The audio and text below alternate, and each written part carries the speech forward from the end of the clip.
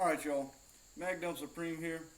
Today we're doing an update on the Beryl 5.56. I'm around 1,500 or so rounds now. I think my last video was like 800 or 1,000.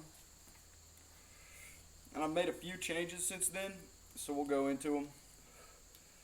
Replaced back to the original recoil spring. I did have an M Carbo enhanced recoil spring here in the rear, and it was doing good, no problem. But I noticed on one of my other guns, I had one of the same springs, and it looked like the spring was trying to ride over the recoil spring retainer in the rear, if you know what I'm saying. It was like trying to hop over the edge.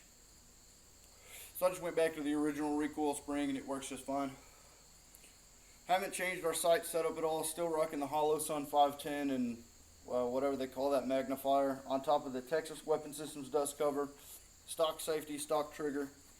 I did add a Texas Weapon Systems hobnob charging handle. This thing's really nice because it's like 3 times the size of an AK charging handle. You can really get a good hold on it.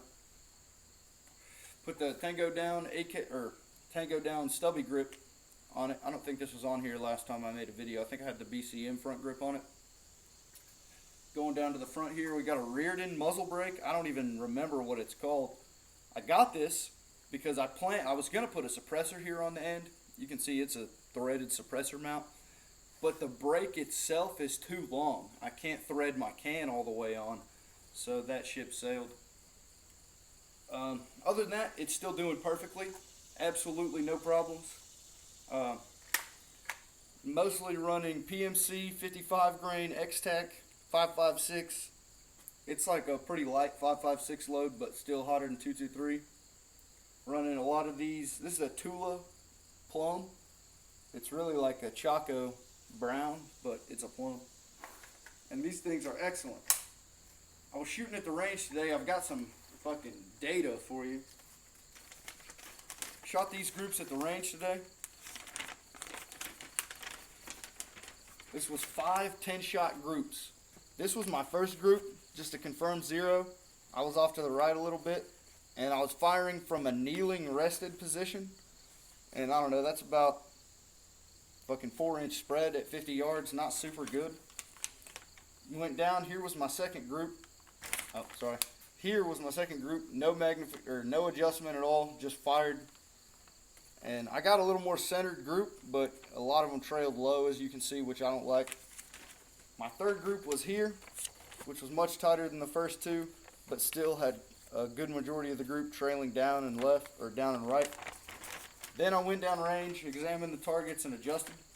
And then from a standing resting position, I fired these two groups. This one right here, I just gave the scope, or the red dot, 2 clicks right, or 2 clicks left, I'm sorry, and 1 click up. Got my group much better, much better.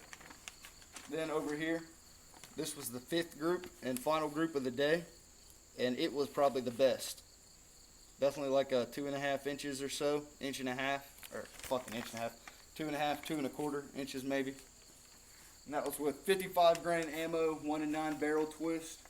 And keep in mind, it is an AK. We're not looking for AR-15 accuracy here.